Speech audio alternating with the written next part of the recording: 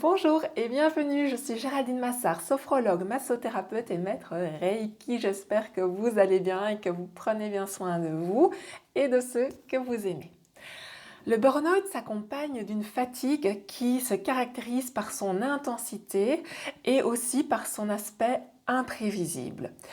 Comment trouver des clés de compréhension pour soi-même par rapport à cette fatigue si inexplicable si on ne l'a pas vécue, et comment aussi donner des clés de compréhension à son entourage pour mieux comprendre ce que nous traversons.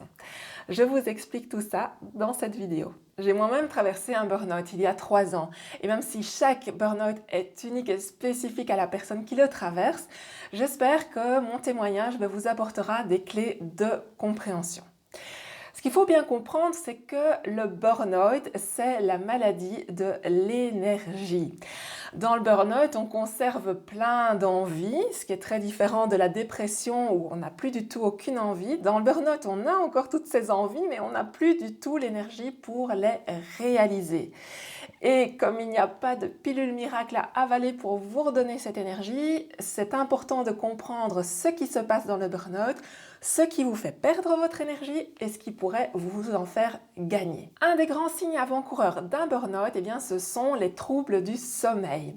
Soit vous parvenez à vous endormir, mais vous vous réveillez vers 2-3 heures du matin, soit vous ne parvenez pas du tout à vous endormir avant 3-4 heures du matin et vous devez vous lever à 7 ou 8. Donc du coup, vous comprenez bien que vous dormez juste 3-4 heures par nuit dans les semaines ou dans les mois qui précèdent le déclenchement d'un burn-out.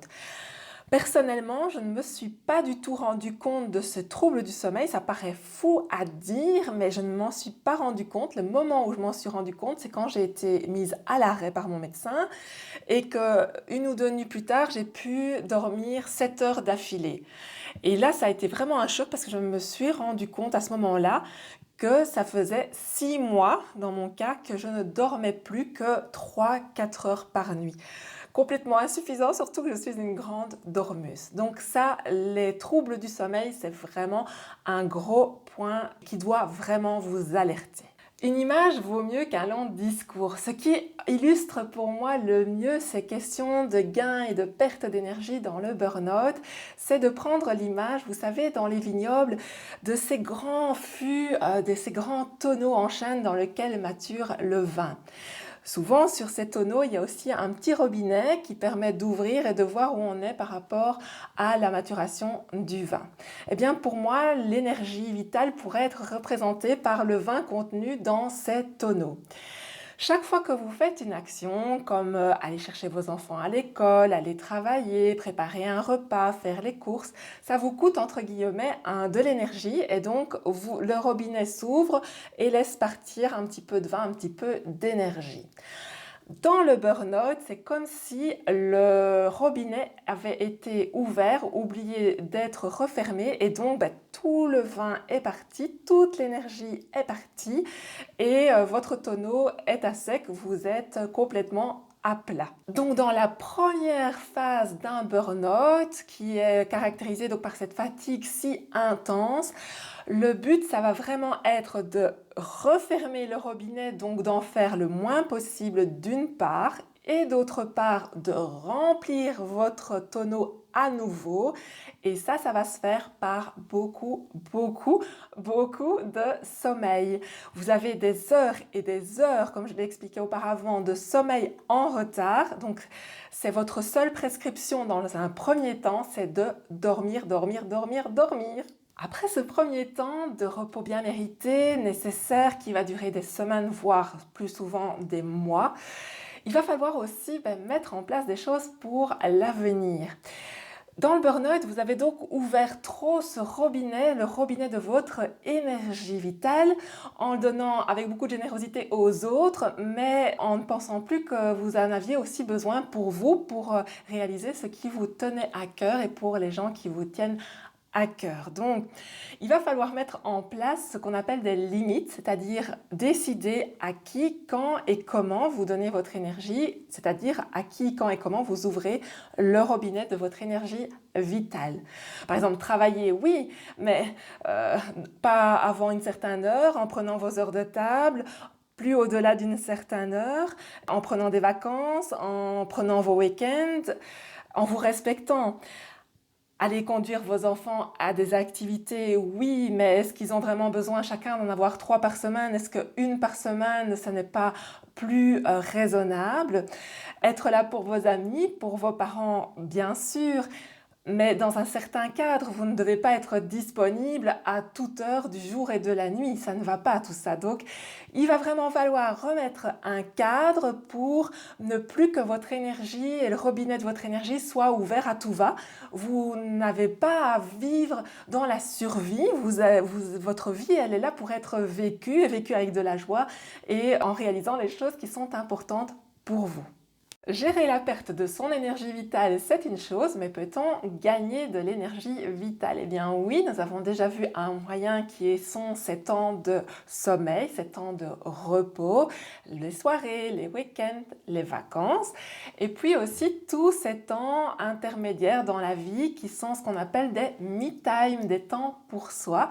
Autrement dit, des moments qui vous font plaisir, qui vous mettent en joie, qui vous font vous sentir vivant. Ça peut être différent pour chacun, ça peut être d'aller se promener dans la nature, ça peut être d'aller manger un bout avec quelqu'un, d'aller au restaurant, au théâtre, au spectacle, au cinéma, de faire une activité créatrice, d'aller danser. Bref, tous ces moments qui nous font pétiller le cœur et qui font que la vie a du sens d'être vécue. Et entre parenthèses, tout ce qu'on vit pour le moment dans ces confinements qui nous sont imposés, pour moi, ça crée vraiment toute une vague de burn-out parce qu'on demande aux gens d'ouvrir les vannes du robinet, d'aller travailler et finalement, on ne leur permet plus de remplir leur quota d'énergie vitale en ayant des moments sympathiques, ressourçants, qui ont du sens. Mais je referme ici la parenthèse. Après cette fatigue si intense du début de burn-out, vient une deuxième phase avec une fatigue qui est plus en fait en dents de scie et très imprévisible et aléatoire. Ce qui n'est pas pour faciliter les choses. C'est compliqué pour soi-même et puis pour les autres de comprendre pourquoi un jour on va péter la forme, on va retrouver une belle énergie, on va savoir refaire les choses comme avant et là on va se dire yes, je suis sortie de ce fichu burn-out et puis pour après embrayer avec 2, 3, 4 jours où on va à nouveau être à plat et on va avoir besoin de redormir pendant beaucoup d'heures.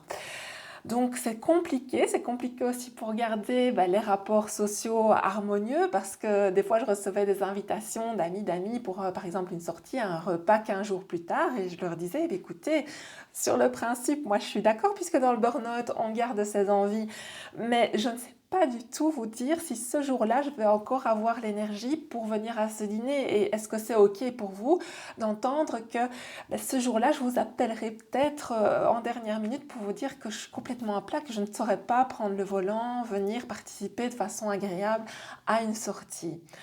Donc, expliquer les choses, c'est déjà une façon de désamorcer les conflits ou les incompréhensions. Et ce que je faisais aussi, c'est d'expliquer avec une image en prenant l'exemple d'une voiture et en comparant mon corps à une voiture. Je disais à mes amis, écoutez, imaginez vous êtes en bonne santé en fait quand vous prenez le volant et que vous faites démarrer votre voiture, votre corps. Vous mettez le contact et vous voyez la jauge d'essence, du niveau d'essence qui apparaît sur votre tableau de bord. Vous voyez si vous avez le plein qui est complet, à mi-chemin, ou si vous arrivez dans la réserve. Et en fonction de cette information, vous savez si vous savez aller là où vous devez aller, vous savez si vous devez vous rendre dans une pompe à essence pour anticiper les choses. Je disais, mais moi, en fait, en état de burn-out, ce qui se passe, c'est que quand moi j'allume le contact de ma voiture et que je veux aller quelque part, ce voyant lumineux de la jauge d'essence n'existe plus, il n'est plus présent sur mon tableau de bord et donc je ne sais pas du tout de combien d'énergie, de combien d'essence je dispose dans mon réservoir. Donc il se peut des fois que je mette le moteur pour aller quelque part et qu'il n'y ait plus d'essence déjà et donc je ne serai pas démarrée. Je devrais annuler le rendez-vous pour lequel je m'étais engagée. C'est très frustrant. Et puis aussi, des fois, je vais pouvoir partir quelque part, mais pas revenir. Peut-être que je vais caler en pleine route parce qu'il n'y aura plus d'essence. C'est extrêmement frustrant pour soi et puis pour les autres. Et donc, j'expliquais vraiment ça avec cette image et ça mettait, en tout cas dans les personnes que j'ai rencontrées, à laquelle je les ai expliquées, vraiment beaucoup plus de compréhension. Le burn-out, c'est vraiment la maladie de l'énergie entre la fatigue si intense et importante du début et puis la fatigue si fluctuante et si imprévisible de la suite. Avoir des clés de compréhension est important pour garder beaucoup de bienveillance vis-à-vis de soi-même et puis pour expliquer aux autres et qu'ils nous entourent eux aussi de toute leur bienveillance. Cette vidéo vous a plu, vous a touché, vous a apporté du contenu. Je vous invite à la commenter, à la liker, à la partager, à vous abonner à la chaîne si ce n'est déjà fait. Et dans l'attente de nouvelles vidéos, je vous invite comme d'habitude à bien prendre soin de vous, de ceux que vous aimez. Et je vous dis à très bientôt.